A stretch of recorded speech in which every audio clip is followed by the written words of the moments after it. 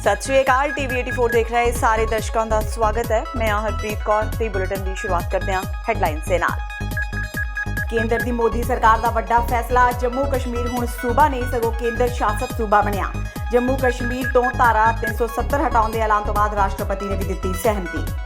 जम्मू कश्मीर तो विशेष अधिकार खोण तो बाद कांग्रेस ने की मोदी सरकार के इस कदम की आलोचना।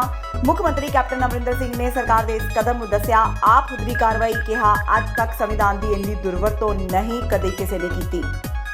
केंद्र के जम्मू कश्मीर के फैसले तो बाद पंजाब यूनीवर्सिटी में होया टकरा। भाजपा की विद्यार्थी जथेबंदी ABVP ते लैफ्ट की विद्यार्थी जथेबंदी SFS विच जबरदस्त झड़प, एक दूजे खिलाफ की नारेबाजी। पंजाब विधानसभा के मॉनसून इजलास का दूजा दिन भी रहा हंगामे भरिया। आपने महंगी बिजली समेत कई मुद्दों से सदन का किया वाकआउट, जबकि अकाली दल ने बेदबी के मुद्दे ते कांग्रेस सरकार को घेरिया।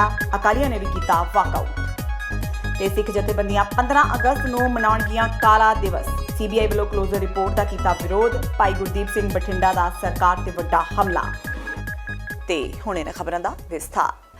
मोदी सरकार ने अपनी दूजी पारी दौरान अज एक इतिहासिक फैसला लिया। सरकार के फैसले तो बाद जम्मू कश्मीर हुण सूबा नहीं सगों केंद्र शासित प्रदेश बन गया है। इस दे नाल ही सूबे नूं दो हिस्सों में वंड दिता गया है। सरकार ने लद्दाख नूं भी वखरा केंद्र शासित प्रदेश बना दिता है, पर उत्थे विधानसभा नहीं होवेगी। अमित शाह ने राज्यसभा में जम्मू कश्मीर तो धारा 370 हटाउण का ऐलान किया, जिसकी राष्ट्रपति ने भी सहमति दे दी। इंज अज केंद्र सरकार ने जम्मू कश्मीर के नक्शे नूं एक नवा रूप दे दिता। राज्यसभा विच कीते ऐलान मुताबक लद्दाख विच तां कोई विधानसभा नहीं होवेगी, पर जम्मू कश्मीर विच विधानसभा होवेगी। इंज जिस धारा 370 नाल जम्मू कश्मीर नूं विशेष दर्जा हासिल सी, ਉਹ खत्म कर दिता गया है। उधर जो ये सारे इलाके केंद्र सरकार के अधीन आ जाएंगे तो धारा 35A तो अपने आप ही खत्म हो जाएगी। इन्हां खेतरां की पुलिस ते सारा प्रशासन हुण केंद्र सरकार के हथ आ जाएगा। हुण देखना यह होगा कि आखिर इन्हां अहम फैसलिਆਂ उत्ते जम्मू कश्मीर की सियासत ते उत्थों की आम जनता का की प्रतिक्रम होगा। पंजाब के मुख्यमंत्री कैप्टन अमरिंदर सिंह ने केंद्र सरकार वालों जम्मू कश्मीर से अपना फैसला थोपण के ढंग तरीके की सख्त आलोचना की है। आलोचना करदियां उन्होंने इस नूं पूरी तरह गैर संविधानक करार दिता। उन्होंने कहा कि केंद्र सरकार ने इस फैसले नाल जिथे मुल्क के जमहूरी ढांचे नूं मलिया मेट कर दिता है, उत्थे ही संविधानिक नियमां दियां भी धज्जियां उड़ा के रख दित्तियां ने। कैप्टन अमरिंदर सिंह ने कहा यह भारतीय जमहूरीयत लई काला दिन है। उन्होंने कहा कि कोई कानूनी प्रक्रिया अपनाने तो बिना ही भारत का संविधान मुड़ लिख दिता गया। उन्होंने कहा अजिहे इतिहासिक फैसले नूं इस आप हुदरे ढंग नाल नहीं थोपना चाहिए सी। मुख्यमंत्री ने कहा कि इस कदम नाल माड़ी रवायत पैदा होगी, क्योंकि अजिहे ढंग नाल केंद्र सरकार राष्ट्रपति राज लागू करके मुल्क के किसी भी सूबे का पुनर्गठन कर सकती है। उन्होंने कहा कि इस तो पहला कदे भी संविधानिक नियमां की इस हद तक दुरवरतों नहीं की गई। मुख्यमंत्री ने आख्या कि केंद्र सरकार के एक पासड़ फैसले तो पहला ना तो किसी भाईवाल नूं भरोसे विच लिया गया ते ना ही होर सियासी पार्टियां नाल विचार चर्चा की गई।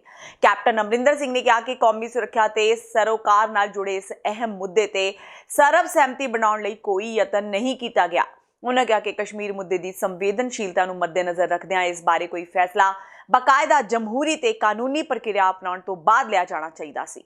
उन्होंने कहा कि इत्थों तक कि जम्मू कश्मीर के पुनर्गठन ते धारा 370 नूं मनसूख करन बारे राष्ट्रपति के हुक्म 2/3 बहुमत राही संवैधानिक सोध करन दी लोड़ींदी संसदीय प्रक्रिया नूं बुरी तरह नज़रअंदाज करदे ने। पार्लियामेंट के पास पूरे अधिकार हैं अपने कॉन्स्टिट्यूशनल अमेंडमेंट करने के लिए, लेकिन इसमें तो पार्लियामेंट के पास गया ही नहीं। ये तो ऐसे ही पास करके ऐसे ही गवर्नमेंट की रिपोर्ट लेके इसको लागू कर दिया। अपोजिशन को नहीं आपने सुना, कश्मीर के लोगों को नहीं सुना और ऐसे जाके कर दी है। सो ये अनप्रेसिडेंटेड है, ये हमारी कॉन्स्टिट्यूशन के खिलाफ है। Well, political view, it is something totally unaccepted. One could not imagine that this can happen. You can bring it to parliament, you can have your parliamentary discussions, and if 2/3 majority is available in both houses, then you change the constitution and change. You can do away with 370 or 35A or whatever. हम नहीं समझते कि होना चाहिए, लेकिन यहाँ और भी बातें हैं ना। एक तो we have border state with Pakistan, एक बॉर्डर स्टेट कश्मीर के साथ, और ऐसे जब कश्मीर में कोई ऐसी बातें हो रही हैं और लोगों का ध्यान उधर है, कहीं इधर ना कुछ पाकिस्तान वाले कर दें, तो हमें तो तैयारी पूरी रखनी पड़ेगी और हम रख रहे हैं। पुलिस को रीइंफोर्समेंट हमने कह दिया भेजने को, और सारे सर्विसेज वगैरह अपने टोज़ पे होंगे, कोई ऐसी बात नहीं होने देगा। और सबसे ज़्यादा ये है कि मेरे पास 8,000 कश्मीरी स्टूडेंट्स हैं पढ़ रहे पंजाब में, उनकी देखभाल भी मैंने करनी है। देखना है कि कोई गड़बड़ ना हो जाए, तो वो सब प्रबंध हम कर रहे हैं। मैं टोटल एडमिनिस्ट्रेशन इसमें तैनात है। मैंने तो अपने senior police and civil administration के मुलाकात की सुबह, और यही इंस्ट्रक्शन दिए मैंने कि अभी एकदम इसको सबको पंजाब को और अपने टोज़ पे रखो ताकि ऐसी कोई बात ना हो। ਕਸ਼ਮੀਰ ਵਿੱਚੋਂ ਧਾਰਾ 370 ਹਟਾਉਣ ਪਿੱਛੋਂ ਪੂਰੇ ਦੇਸ਼ ਵਿੱਚ ਮਾਹੌਲ ਗਰਮਾ ਗਿਆ ਏ। ਕੁਝ ਧਿਰਾਂ ਜਿੱਥੇ ਸਰਕਾਰ ਦੇ ਫੈਸਲੇ ਦੀ ਹਮਾਇਤ ਕਰ ਰਹੀਆਂ ਨੇ, ਉੱਥੇ ਇਸ ਫੈਸਲੇ ਦਾ ਵਿਰੋਧ ਵੀ ਕੀਤਾ ਜਾ ਰਿਹਾ ਏ। ਪੰਜਾਬ ਯੂਨੀਵਰਸਿਟੀ ਵਿੱਚ ਵਿਦਿਆਰਥੀਆਂ ਦੀਆਂ 2 ਜਥੇਬੰਦੀਆਂ ਇਸ ਮਾਮਲੇ ਵਿੱਚ ਭਿੜ ਗਈਆਂ। ਇਸ ਪਿੱਛੋਂ ਭਾਰੀ ਗਿਣਤੀ ਵਿੱਚ ਪੁਲਿਸ ਫੋਰਸ ਤਾਇਨਾਤ ਕੀਤੀ ਗਈ। स्टूडेंट फॉर सोसाइटी यानी SFS ते अखिल भारतीय विद्यार्थी परिषद यानी ABVP इस मसले ते आमो सामने हो गई। ABVP ने जिथे सरकार दे फैसले दे हक विच नारे मारे, उत्थे SFS ने इसका विरोध किया। दोवें धिरां एक दूजे दे सामने आ गईयां। हालांकि मौके ते पुजी पुलिस ने हालात ते काबू पाया।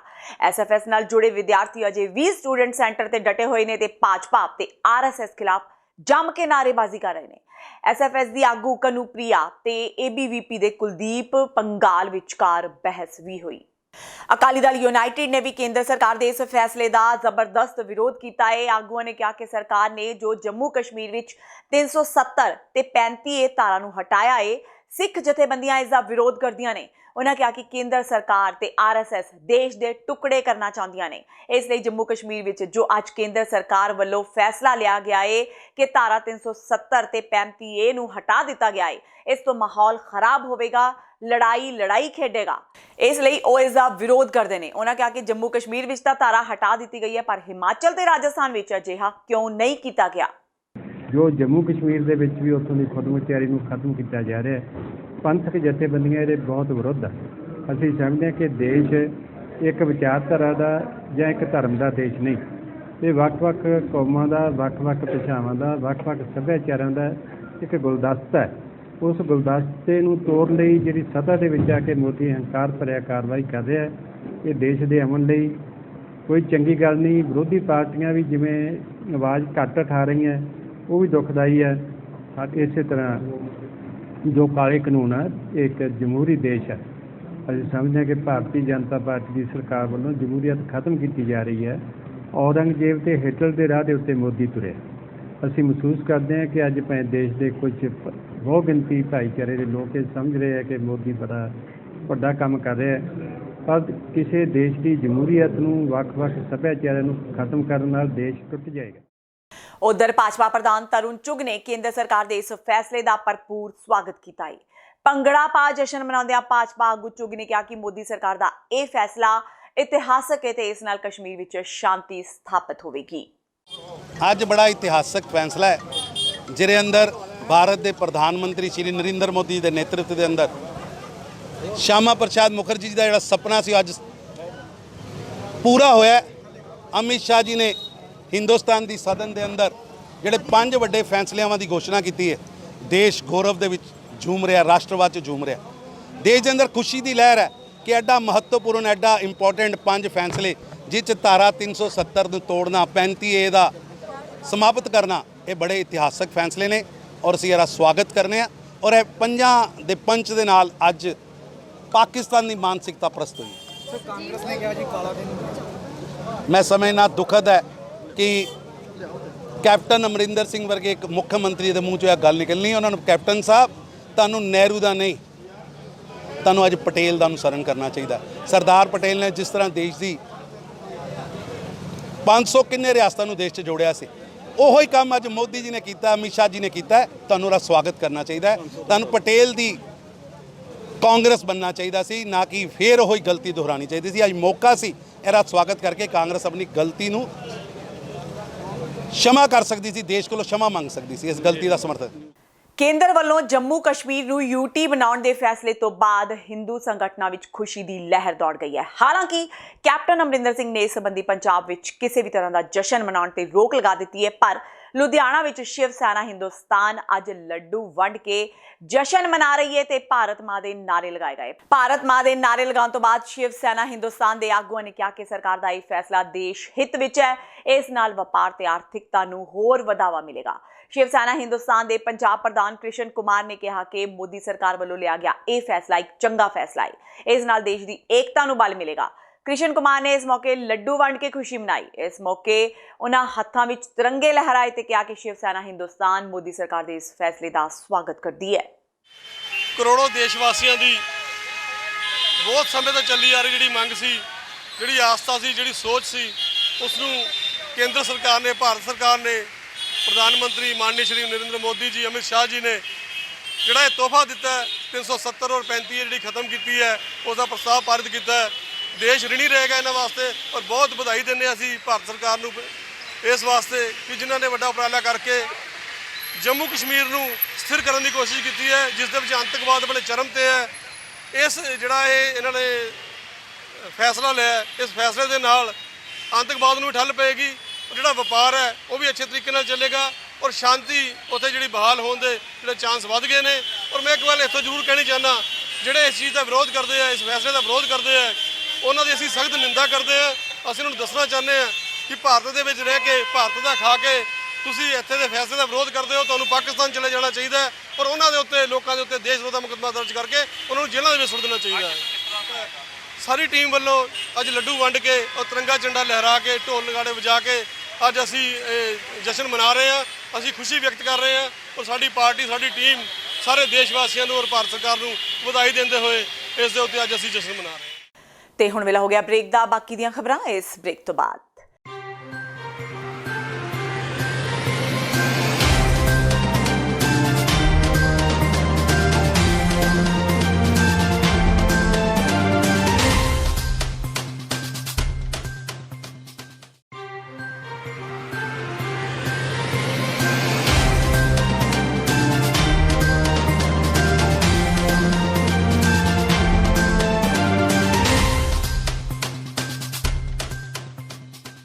ਬ੍ਰੇਕ ਤੋਂ ਬਾਅਦ ਟੀਵੀ 84 ਦੇ ਖਬਰਾਂ ਦੇ ਬੁਲੇਟਿਨ ਵਿੱਚ ਸਵਾਗਤ ਹੈ। ਵਧਦੇ ਹਾਂ ਅਗਲੀ ਖਬਰ ਵੱਲ।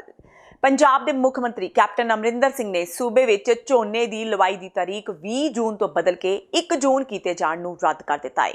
ਸੋਮਵਾਰ ਨੂੰ ਵਿਧਾਨ ਸਭਾ 'ਚ ਇੱਕ ਸਵਾਲ ਦੇ ਜਵਾਬ ਵਿੱਚ ਕੈਪਟਨ ਨੇ ਦੱਸਿਆ ਕਿ ਇਸ ਸਾਲ ਝੋਨੇ ਦੀ ਲਵਾਈ ਦੀ ਤਾਰੀਖ 13 ਜੂਨ ਤਜਰਬੇ ਦੇ ਤੌਰ ਤੇ ਕੀਤੀ ਗਈ ਸੀ ਤੇ ਲਵਾਈ ਦੇ ਨਿਰਧਾਰਿਤ ਸਮੇਂ ਵਿੱਚ ਕੀਤੀ ਗਈ ਤਬਦੀਲੀ ਨੂੰ ਪੱਕੇ ਤੌਰ ਤੇ ਮਿਥਣ ਦਾ ਕੋਈ ਪ੍ਰਸਤਾਵ ਸਰਕਾਰ ਦੇ ਵਿਚਾਰ ਅਧੀਨ ਨਹੀਂ ਹੈ। ਕੈਪਟਨ ਨੇ ਕਿਹਾ ਕਿ ਧਰਤੀ ਹੇਠਲੇ ਪਾਣੀ ਦੀ ਅੰਨ੍ਹੇਵਾਹ ਵਰਤੋਂ ਨੂੰ ਠੱਲ ਪਾਉਣ ਤੇ ਪਾਣੀ ਨੂੰ ਬਚਾਉਣ ਲਈ ਫਸਲੀ ਚੱਕਰ ਨੂੰ ਬਦਲਣ ਲਈ ਵਿਆਪਕ ਰਣਨੀਤੀ ਉਲੀਕਣ ਲਈ ਜਲਦੀ ਹੀ ਸਰਬ ਪਾਰਟੀ ਮੀਟਿੰਗ ਸੱਦੀ ਜਾਵੇਗੀ। ਉਹਨਾਂ ਸੂਬੇ ਵਿੱਚ ਪਾਣੀ ਦੀ ਮੌਜੂਦਾ ਸਥਿਤੀ ਨਾਲ ਨਜਿੱਠਣ ਲਈ ਸਾਰੀਆਂ ਪਾਰਟੀਆਂ ਨੂੰ ਸਿਆਸੀ ਮਤਭੇਦਾਂ ਤੋਂ ਉੱਪਰ ਉੱਠ ਕੇ ਇਕਜੁੱਟਤਾ ਦਿਖਾਉਣ ਦੀ ਅਪੀਲ ਕੀਤੀ। ਪੰਜਾਬ ਵਿਧਾਨ ਸਭਾ ਦੇ ਮੌਨਸੂਨ ਇਜਲਾਸ ਦਾ ਦੂਜਾ ਦਿਨ ਹੰਗਾਮੇ ਭਰਿਆ ਰਿਹਾ। ਮੁੱਖ ਵਿਰੋਧੀ ਧਿਰ ਆਮ ਆਦਮੀ ਪਾਰਟੀ ਦੇ ਵਿਧਾਇਕਾਂ ਨੇ ਮਹਿੰਗੀ ਬਿਜਲੀ ਬੇਅਦਬੀ ਮਾਮਲਿਆਂ ਬਾਰੇ ਬੇਸਿੱਟਾ ਜਾਂਚਾਂ ਤੇ ਸਦਨ ਵਿੱਚ ਪੇਸ਼ ਕੀਤੇ ਜਾਣ ਵਾਲੇ ਬਿੱਲ ਮੈਂਬਰ ਵਿਧਾਇਕਾਂ ਨੂੰ ਰੂਲ ਬੁੱਕ ਨਿਯਮਾਂ ਕਾਨੂੰਨਾਂ ਅਨੁਸਾਰ ਪਹਿਲਾਂ ਭੇਜਣ ਦੀ ਥਾਂ ਐਨ ਮੌਕੇ ਤੇ ਦਿੱਤੇ ਜਾਣ ਦੇ ਵਿਰੋਧ ਵਿੱਚ ਵਾਕਆਊਟ ਕਰ ਦਿੱਤਾ। ਇਸ ਤੋਂ ਪਹਿਲਾਂ ਆਪ ਵਿਧਾਇਕਾਂ ਨੇ ਸਪੀਕਰ ਸਾਹਮਣੇ ਖੜੇ ਹੋ ਕੇ ਨਾਅਰੇਬਾਜ਼ੀ ਕੀਤੀ।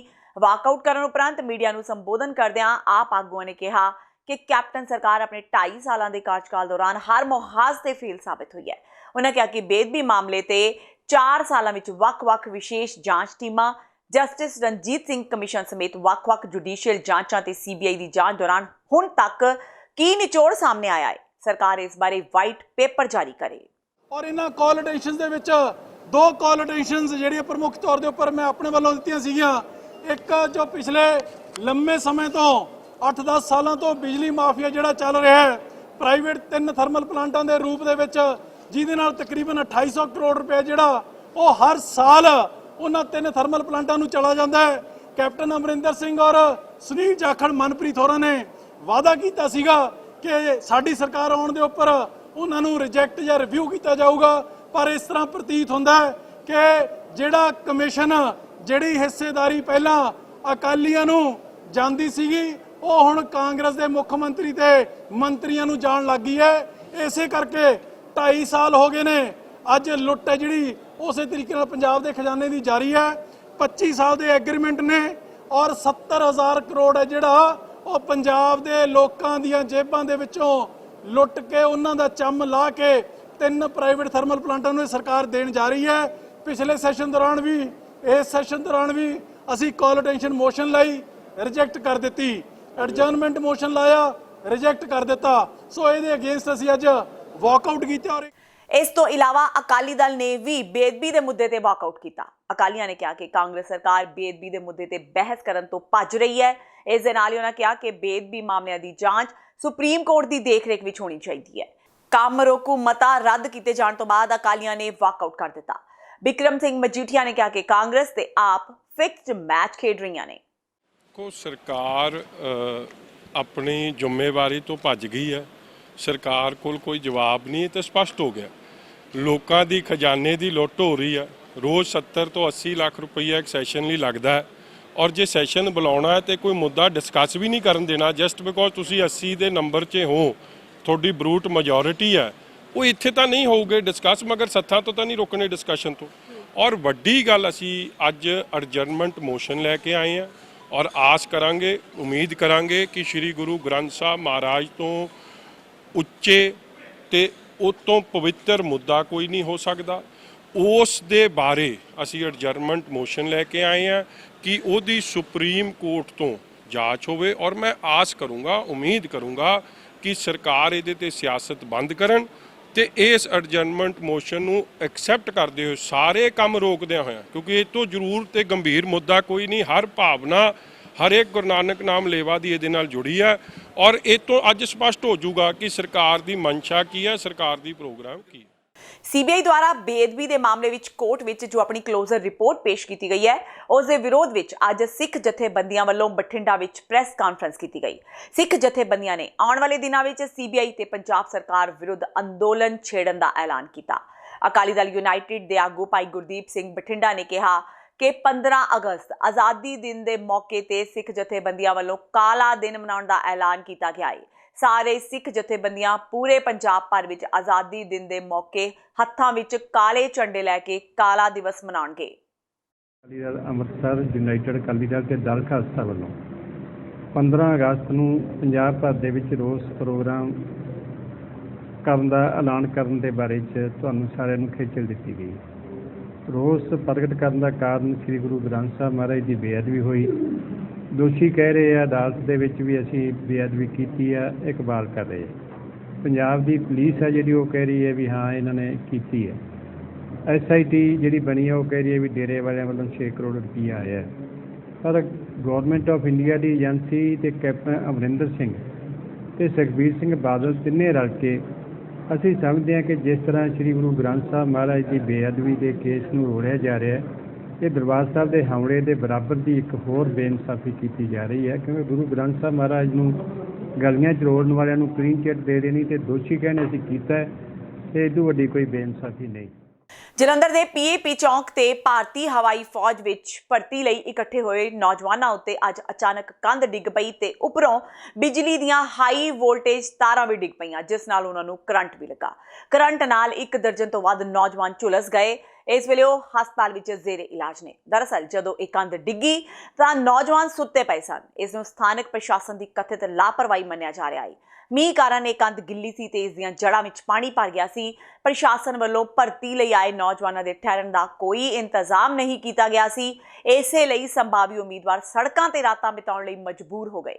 ਪੰਜਾਬ ਵਿੱਚ ਭਾਰਤੀ ਹਵਾਈ ਫੌਜ ਲਈ ਇਸ ਵੇਲੇ ਵੱਡੇ ਪੱਧਰ ਤੇ ਭਰਤੀ ਚੱਲ ਰਹੀ ਹੈ। ਇਹ ਭਰਤੀ ਪ੍ਰਕਿਰਿਆ ਅਗਲੇ 1 ਮਹੀਨੇ ਤੋਂ 2 ਮਹੀਨੇ ਚੱਲਣੀ ਹੈ। ਜਿਹੜੇ ਵੀ ਸ਼ਹਿਰਾਂ ਵਿੱਚ ਅਜਿਹੀ ਭਰਤੀ ਹੁੰਦੀ ਹੈ, ਉੱਥੋਂ ਦੇ ਸਥਾਨਕ ਪ੍ਰਸ਼ਾਸਨਾਂ ਨੂੰ ਉੱਥੇ ਹੋਣ ਵਾਲੇ ਇਕੱਠ ਲਈ ਜ਼ਰੂਰ ਕੋਈ ਇੰਤਜ਼ਾਮ ਕਰਨੇ ਚਾਹੀਦੇ ਨੇ। ਗੱਲ ਇੱਦਾਂ ਹੋਈ ਸੀ ਜੀ, ਅਸੀਂ ਇੱਧਰ ਖੜੇ ਸੀਗੇ, ਇੱਧਰ 에ਅਰਫੋਰਸ ਵਾਲੇ ਜਿਹੜੇ ਬੰਦੇ ਉਹ ਭਰਤੀ ਕਰਦੇ ਪਏ ਸੀ। ਇੱਧਰੋਂ ਪੁਲਿਸ ਵੀ ਬਹੁਤ ਮੁੰਡਿਆਂ ਨੂੰ ਕਹਿ ਰਹੇ ਸੀ ਵੀ ਤੁਸੀਂ ਰੁਕ ਜਾਓ, ਇੰਨਾ ਧੱਕਾ ਮੁੱਕੀ ਨਾ ਹੋਵੋ। ਪਰ ਇਹ ਉੱਪਰ ਕੰਧ ਲੱਗੀ ਨਾਲ ਇੰਨਾ ਕਥਾਂ ਦਿੰਦੇ ਆ ਦੌੜਨ ਨੂੰ ਵੀ ਤੁਸੀਂ ਰੋਡ ਤੇ ਲਾਈਨਾਂ ਬਣਵਾ ਦਿਓ ਇਹਨਾਂ ਦੀਆਂ। ਇਹ ਵਿੱਚ ਹੋ ਕੇ ਇਹਨਾਂ ਨੂੰ ਇੰਨੇ ਕਥਾਂ ਦਿੰਦੇ ਵੀ ਕੱਲਾ ਕੱਲਾ ਤੁਸੀਂ ਲੰਘੋ। ਇੱਦਾਂ ਕਰਕੇ ਜੀ ਫਿਰ ਮੁੰਡੇ ਤੱਕ ਉਹ ਕੰਧ ਡਿੱਗੀ ਉੱਧਰ ਨੂੰ। ਸ਼ੁਕਰ ਆ ਕੰਧ ਉੱਧਰ ਨੂੰ ਡਿੱਗੀ, ਜੇ ਇੱਧਰ ਨੂੰ ਡਿੱਗੀ ਹੁੰਦੀ ਮੁੰਡਿਆਂ ਦੀ ਡੈਥ ਵੀ ਹੋ ਸਕਦੀ ਸੀ ਕਿਸੇ ਦੀ। ਅਸੀਂ ਮੁੰਡੇ ਨੂੰ ਹਸਪਤਾਲ ਛੱਡ ਕੇ ਆਏ, ਇੱਕ ਮੁੰਡੇ ਤੋਂ ਉੱਪਰ ਤਾਰ ਡਿੱਗੀ ਜੀ, ਉਹਦੇ ਦਿਲ ਦੀ ਧੜਕਣ ਰੁਕੀ ਆ। ਹੁਣ ਉਹਨੂੰ ਬਹੁਤ ਔਖਾ ਸਾਹ ਆਉਂਦਾ ਪਿਆ ਵਾ, ਬਹੁਤ ਔਖਾ ਸਾਹ ਲੈਂਦਾ ਉਹ। ਤੇ ਨਾਲ ਦੇ ਮੁੰਡੇ ਦਾ ਸਿਰ ਪਾੜ ਗਿਆ ਜੀ, ਉਹਨੂੰ ਹਸਪਤਾਲ ਛੱਡ ਕੇ ਆਏ। ਹੁਣ ਡਾਕਟਰ ਕਹਿੰਦੇ ਠੀਕ ਆ ਮੁੰਡਾ, ਪਰ ਉਹ ਮੁੰਡਾ ਬਹੁਤ ਸੀਰੀਅਸ ਆ ਜੇ, ਉਹ ਸਿਵਲ ਹਸਪਤਾਲ ਦਾ ਜੀ। ਉਹਦੀ ਸਿਹਤ ਅਜੇ ਠੀਕ ਨਹੀਂ ਗਈ, ਪਰ ਉਹ ਤਾਂ ਵੀ ਕਹਿੰਦਾ ਤੁਸੀਂ ਮੈਨੂੰ ਛੱਡਤਾ, ਮੇਰੀ ਜਾਨ ਬਚ ਗਈ। ਬਾਕੀ ਦੇਖੋ ਜੀ, ਰੱਬ ਦੀ ਮਿਹਰ ਆ, ਠੀਕ ਹੋ ਗਿਆ, ਠੀਕ ਆ।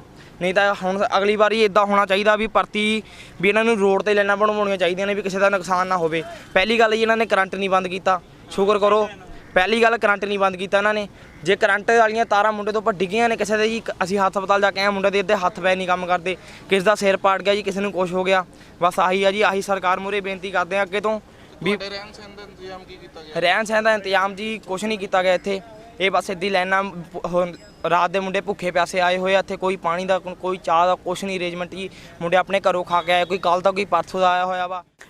ਕੈਬਨਿਟ ਮੰਤਰੀ ਵਜੋਂ ਅਸਤੀਫਾ ਦੇਣ ਤੋਂ ਬਾਅਦ ਨਵਜੋਤ ਸਿੰਘ ਸਿੱਧੂ ਦੇ ਘਰ ਮਿਲਣ ਵਾਲਿਆਂ ਦਾ ਤਾਂਤਾ ਲੱਗਾ ਰਹਿੰਦਾ ਹੈ। ਸਿੱਧੂ ਹਰ ਕਿਸੇ ਨੂੰ ਪਿਆਰ ਨਾਲ ਮਿਲਦੇ ਨੇ ਤੇ ਉਹਨਾਂ ਦੀਆਂ ਮੰਗਾਂ ਤੇ ਗੌਰ ਵੀ ਕਰਦੇ ਨੇ। ਪਰ ਲੋਕ ਸਭਾ ਚੋਣਾਂ ਦੌਰਾਨ ਚਰਚਾ ਵਿੱਚ ਆਏ ਨੀਟੂ ਸ਼ਟਰਾਂਵਾਲਾ ਸਿੱਧੂ ਦੇ ਘਰੋਂ ਨਾਰਾਜ਼ ਹੋ ਕੇ ਪਰਤਿਆ।